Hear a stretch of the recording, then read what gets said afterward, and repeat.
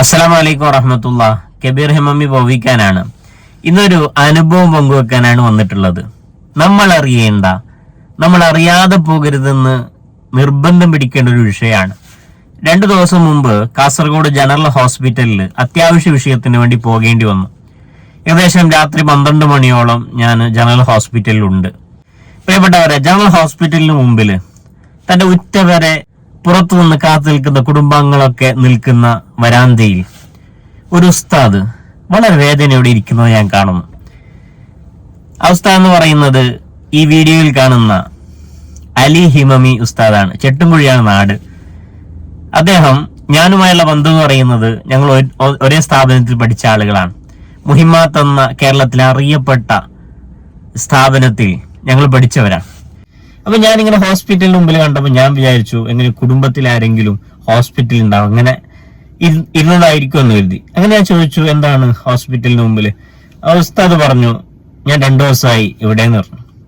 അപ്പൊ എന്താ, ആരാ ഉള്ളത്, എന്താണ് സംഭവിച്ചത് എന്ന് ഞാൻ ചോദിച്ചു. നിങ്ങളെ കുടുംബങ്ങൾ ആരെങ്കിലും ഉണ്ടോന്ന് ചോദിച്ചു. അപ്പൊ പറഞ്ഞു, ഇല്ല, എന്റെ കുടുംബങ്ങൾ ആരും ഇല്ല. പിന്നെന്ത് ഉസ്താദ്?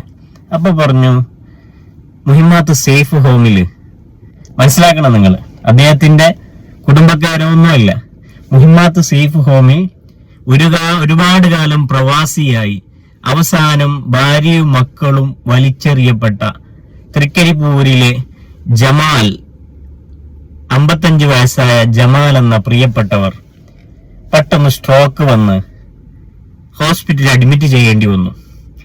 അങ്ങനെ ആ ജമാൽക്കാക്ക് വേണ്ടി കാവലിരിക്കുകയാണ് അലി ഹിമമി ഉസ്താദ്. പ്രിയപ്പെട്ടവരെ, സ്വന്തം രക്തബന്ധത്തിലുള്ളവരെ പോലും വലിച്ചെറിയപ്പെടുന്ന കാലത്ത് ഉസ്താദ് ആ മനുഷ്യന് വേണ്ടി വരാന്തയിൽ രാവെന്നോ പകലൊന്നോ ഇല്ലാതെ കാത്തു നിൽക്കുകയാണ്.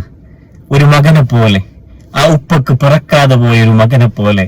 പ്രിയപ്പെട്ടവർ, എന്റെ മനസ്സങ്ങ് പൊട്ടിപ്പോയ രംഗാണ്. ആ മനുഷ്യന് വേണ്ടി കാത്തു നിൽക്കുന്നു.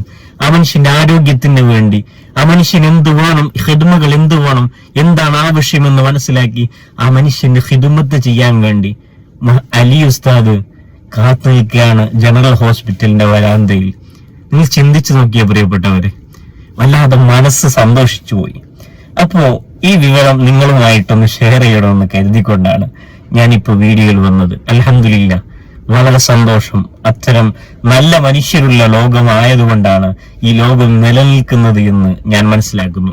മുഹിമ്മാത്ത് സേഫ് ഹോം എന്ന് പറഞ്ഞ എല്ലാവരും കൈവിട്ട് കുടുംബങ്ങൾ ഉണ്ടായിട്ട് പോലും രോഗം കാരണം കൊണ്ട് അവരെ രോഗം ശ്രദ്ധിക്കാൻ പറ്റാതെ, അല്ലെങ്കിൽ പ്രായമായതിന്റെ പേരിൽ, അല്ലെങ്കിൽ പ്രവാസിയായ കാലത്ത് നല്ലതുപോലെ ഊറ്റിക്കുടിച്ച് പുറത്തെറിയപ്പെട്ട അത്തരം ആളുകൾക്ക് അഭയം നൽകുന്ന കേന്ദ്രമാണ് മുഹിമ്മാത്ത് സേഫ് ഹോം എന്ന് പറയുന്നത്.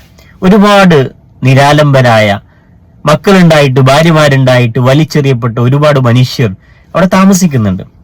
അവർക്ക് ഹിദ്മ ചെയ്യുന്നതാണ് അലി ഉസ്താദ്, അലി ഹിമമി ഉസ്താദ്. മുഹിമ്മാത്ത് സേഫ് ഹോം ഏകാന്തതയുടെ തടവറയിൽ അരികുവൽക്കരിക്കപ്പെട്ട് കൂട്ടും കുടുംബവും അവഗണനയുടെ തെരുവോരങ്ങളിലേക്ക് വലിച്ചെറിഞ്ഞ ഒരുപാട് ജന്മങ്ങളുടെ അഭയകേന്ദ്രം സുൽത്താനുൽ ഉലമ ഉദ്ഘാടനം ചെയ്ത് നമ്മിലേക്ക് ഏൽപ്പിച്ച സംരംഭം. ജീവിത സൗഖ്യങ്ങളുടെ പളപളപ്പിൽ നാം സന്തോഷത്തോടെ മതിമറന്ന് മുന്നോട്ടു പോകുമ്പോൾ നമുക്കിവരെ മറക്കാൻ കഴിയില്ല. നിറം മങ്ങി മനസ്സിന്റെ കടിഞ്ഞാണ് നഷ്ടപ്പെട്ട് എല്ലാം ഹൃദയത്തിലൊതുക്കി അവർ പുഞ്ചിരിക്കുന്നു. ചേർത്തു നിർത്തുന്നവരോടൊപ്പം നമുക്കും ചേർന്നു നിൽക്കാം. മുഹിമ്മാത്ത് സേഫ് ഹോമിന് കരുത്തേക.